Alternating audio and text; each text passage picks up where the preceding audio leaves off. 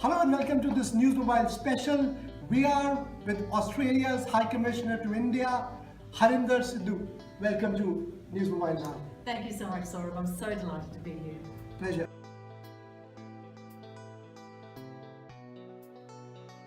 You are, in a way, India Wali. A lot of people say that. I've been talking to people in the Foreign Office, people you have met in Delhi, Mumbai. They say she's Punjab's Kudi. Tell us about your Punjab connection. Well, my father was born in Punjab. Yeah. My family is Punjabi Sikh on both sides of the family. My father was born in Punjab and spent his early life there. So I really do hope to go visit the village where my father was born at some point. And he left soon after partition to go to Singapore, where his father was working, and joined his father there. And so he grew up in Singapore. There he met my mother, who comes from a Punjabi family in Malaysia, and of course the rest, as they say, is history. So you get to go to your native village, so to say? That's right, but I grew up very much in the Punjabi community, okay. First in Singapore and then in Australia. Okay. So I feel quite a deep sense of connection to Punjab, to India in that sense, and in terms of my cultural background. Has it helped being in India? Have people embraced you when you go to meet people, be it in the government sector, people in the private sector? Do you think that helps? I think it really does. I've been really delighted at what a very warm welcome I've had since I've got here. People have embraced me. It's been terrific, and so that's really smoothed the way. I do think that it does help having the background. I do think there's elements that I do understand about India, perhaps a bit more than others. Although I am deeply Australian, so people tend to assume I understand and know more than I actually do sometimes.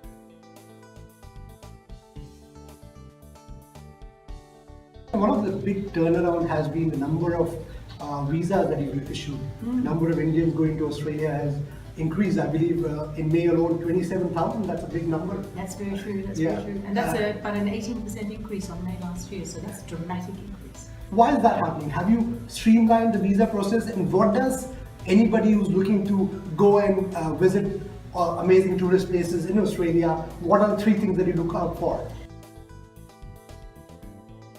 Well, so on the visas, for a start, yes, we have significantly streamlined the process. There is a perception, I think, in India that it's very hard to get a visa to Australia. That's actually not so true. If you're a legitimate traveller or a legitimate student or a legitimate business person, generally speaking, it's a very smooth process to get a visa now to Australia. The second thing that's happening is, of course, that more people are in fact going to Australia, and Australia is a much more attractive destination for all kinds of reasons. Tourism has seen quite a dramatic growth, so we've seen something like 230,000 visitors to Australia over the last year. That represents something like about a 15% increase on the year before. We think we're on track to get as many as 300,000 Indian visitors to Australia, so that's a lot of people. A large chunk of those, that number is actually leisure tourists, and that segment is growing quite quickly. I think there's a lot of scope for that to expand. We're starting to see direct airline flights to Australia, so that's encouraging people to travel. The new civil aviation policy by the Indian government will encourage more airlines to fly to Australia, I suspect. Qantas is in a code share with Jet Airways, so people can get a Qantas Air trip to Australia, so that it's easy to get there. Yeah. The other thing that I think is starting to happen, most Indian tourists go to the established centres, Sydney, Melbourne, Gold Coast and so forth. But I think there's a lot of scope for people to see other parts of Australia that they wouldn't ordinarily think of. Tasmania, for example, is a great tourist destination. Well, that's a new one. You're promoting, I'm sure many more tourists will come to Tasmania.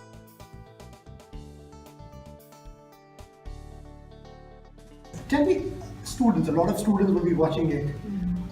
How does a student who's looking to explore a course in Australia go about applying, go about finding it out, and then are there scholarships available? So there are postgraduate scholarships that we offer from the government, and universities offer scholarships on their own. So it's for the student to to make that connection. Thankfully, it's actually a lot easier for students than it has been in the past.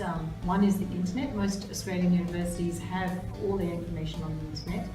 The second element that makes it easier is that about half of Australia's established universities now have representatives in India. So that's provides people with very easy access to information, to be able to ask questions, to connect with someone in India who perhaps can speak their language and answer the questions that they might have about courses, about scholarships. There's a very wide range of courses in Australia, and I think one of the things that we're seeing is that people are recognising that Australian courses are high quality. They are innovative, so you want to do something a bit unusual. For example, sports management. There's a great interest in sports management. Australia is one of the leading providers of university education in sports management. Those are the sorts of things that people come to Australia for. You get a world-class education, you live and work in a really good environment. Our student visas are now all online, so it's a very streamlined student visa processing.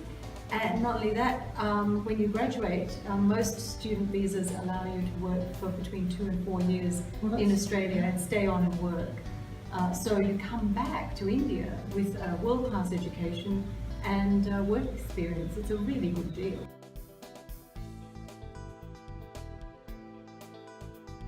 You have a skilled migrants program which has been running for some time. Obviously, India has been a country where a lot of skilled professionals actually come out of, and Australia would be definitely looking for genuine skilled professionals. That's very true. How does one go about applying for that program? Well, it's pretty much the same sort of process. We put a lot of information on our website, so I would encourage people to look at the website because that will give you the path to how to apply. It is because it's a permanent settlement a program. Obviously, it's a much longer process than if you were just going to Australia for 2 years. It's what, around 6 months from the time you apply? I'm not certain of the exact time frame. It can, 6 to 12 months is probably about right. But also remember that even though the processing may be quite straightforward, migration is a global program. So in a sense, you're not in a queue to go in a queue for sort of an India. There's an Indian allocation. If you meet the criteria in a global way, you will get migration, and then the timing of when you get your visa depends on when you come up in the program globally.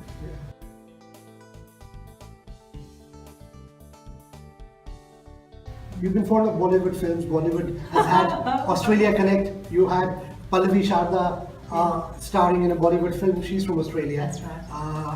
So who's your favorite Bollywood actor? Oh dear.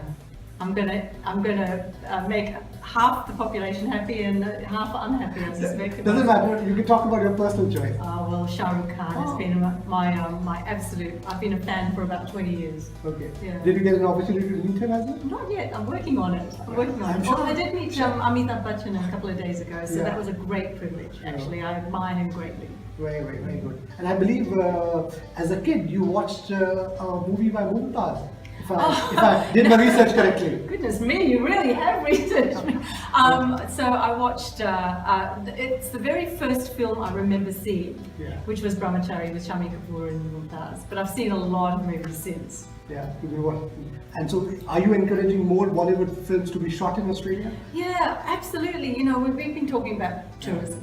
So one of the things that struck me, and when I was in Queensland this conversation came up, is that Bollywood films have used Australia as locations for many films, but we're not aware of a major Bollywood film that's actually been located at the Great Barrier Reef. And it's been such a great attraction. So many Indians love going to visit there. I'd love to see a movie made with the Great Barrier Reef as a backdrop. So does Tourism Australia has like a package for Bollywood or filmmakers who are looking to go and shoot in Australia? A lot of that happens not so much from the tourism. Obviously Tourism Australia does have a component, but it also has to do with the Australian government's artistic funds and cultural support programs.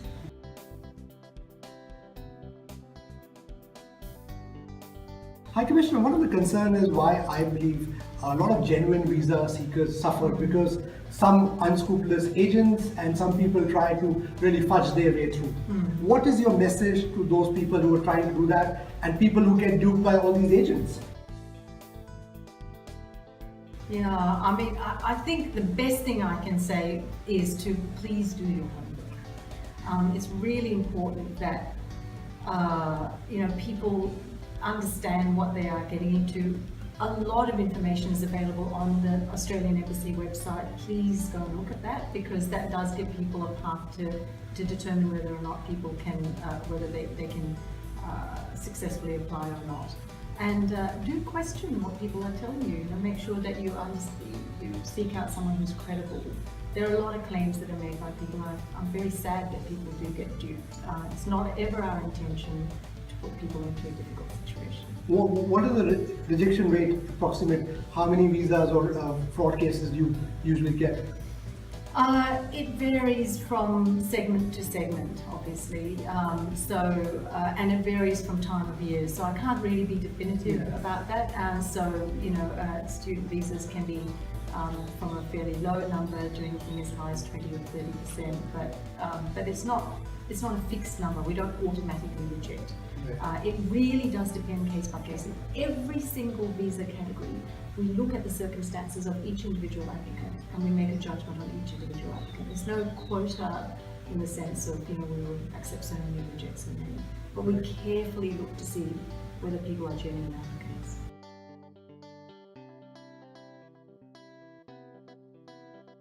Let me shift focus to some of the bilateral issues.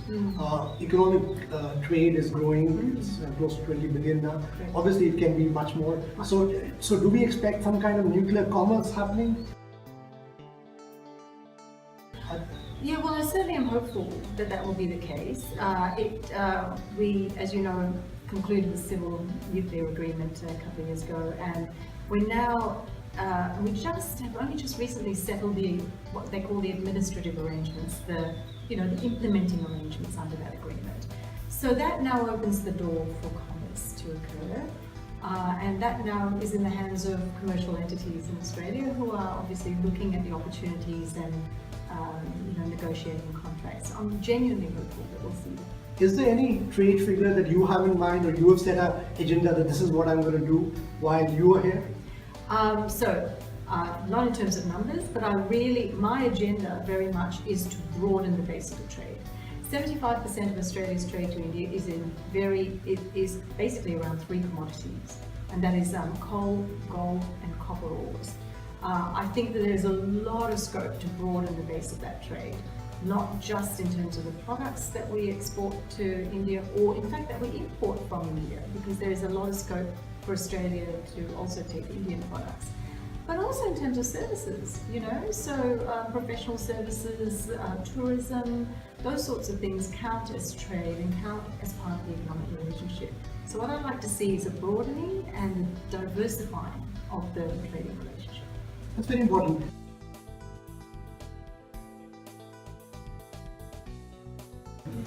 Another aspect which has really gained currency in India is this whole boom of startups. Media entities like us, we are a startup. Certainly there'll be, obviously, do you see some kind of possibility where Australian companies can come, use their skills, maybe invest in startups in India? Do you see that happening?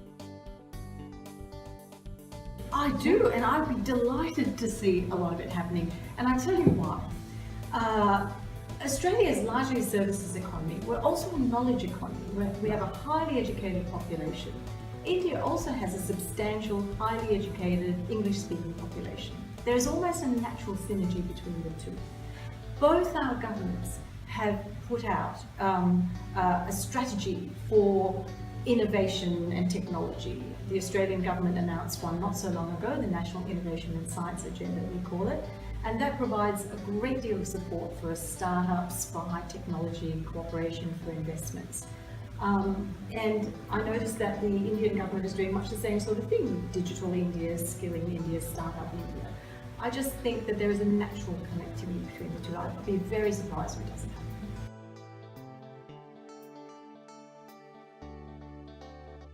Let's shift focus to some of the other issues. Terrorism is a major concern. As democracy, we have shared concerns. I know that there is a lot of intelligence sharing now happening more robustly. What are the things that you think we should be doing together even more to combat terrorism?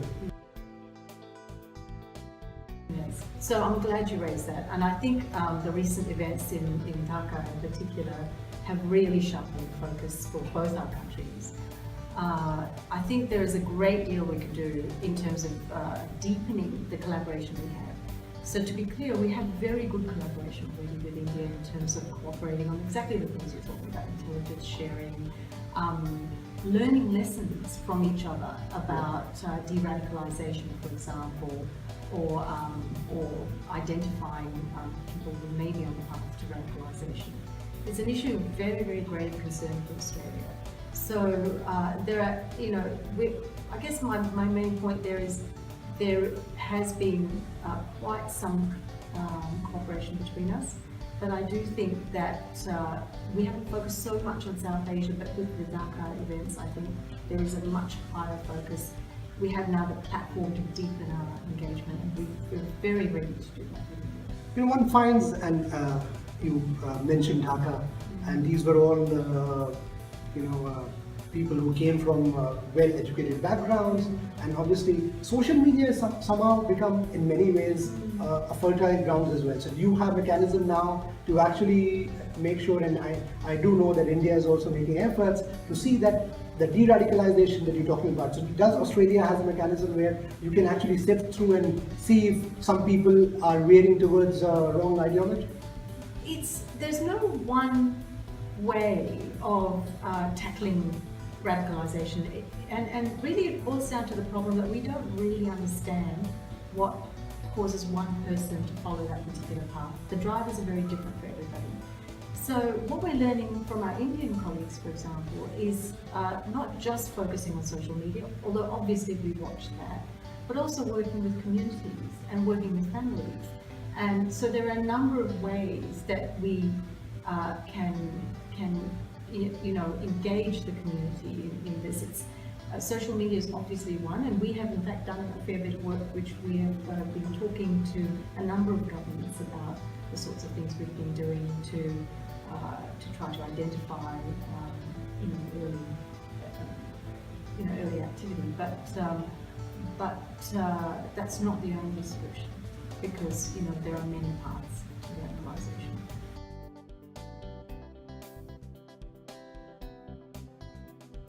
High Commissioner, I know that Australia has done a great deal and there was some aberration where some attacks were there, some racist attacks happened a couple of years ago. How do you assure a parent who's looking at various options, again I go back to education, can you assure that Australia is an extremely safe place for kids to go there and study? The short answer is yes. If you look at the crime statistics globally, Australia has amongst the lowest crime rates in the world. I don't for 1 minute deny the terrible attacks that happen. Those are awful things to happen to anybody. We deeply regret them. And I think the Australian government did the right thing. We looked at that. We were quite alarmed at these events, and we acted very swiftly to restore law and order and to ensure that students were safe when they go to Australia. That is absolutely the case. I'm pleased to see there have been very few, in fact hardly any incidents since those. They were isolated incidents. But since then, we keep a watchful eye. The best thing I can say about the safety of students is this. Recent visitors to Australia, including some very prominent Indians, have been very struck by the fact that Indian students will voluntarily come up to them and say, I feel safer in Australia than I even do at home. This is a good place to be. It is a comfortable, clean, safe country to live in. So I would really encourage parents to take heart from that.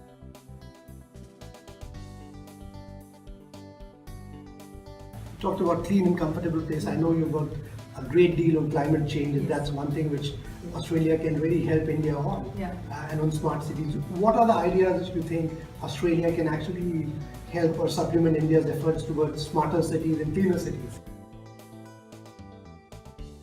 Well, there are a number of areas we can do that. So we've been trialling, for example, waste management techniques, water recycling, in fact, water management, all up, not just in cities, but also in the regions and countries. And this is the full story around water management, right?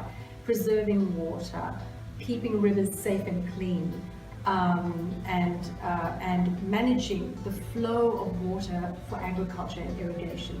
All these things are challenges that India faces. Australia faces exactly the same challenges, and we have world-class solutions on water management that we can share with India. In fact, that we are going to share with India.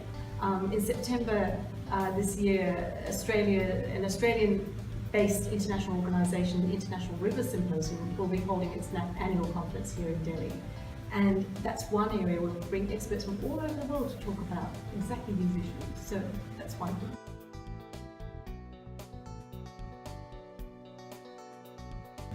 Sports is something which unites us, divides us in some ways when the match is happening.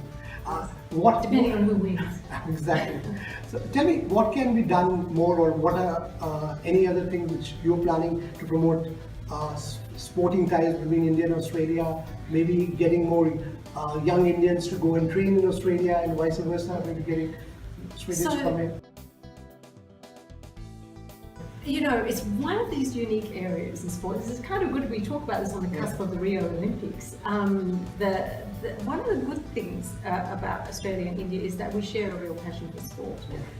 It starts with cricket, I suppose, but it doesn't end there. So if you think about the three other sports where we've done a great deal, hockey, netball and soccer, we're doing quite a bit in those areas in terms of not just sharing players playing games, but also in training, in health and activity. We're looking at training students in, as I mentioned, sports health, sports nutrition, management, etc. We're also engaging and working with India in improving elite sports performance, so Olympic level sports performance. And finally, I'd like to see more kind of exchange of sports that are unique to our own countries. So, you know, taking kabaddi to Australia, bringing Australian rules football to India. Those are the kinds of exchanges I'd like to see, so we can learn more about each other.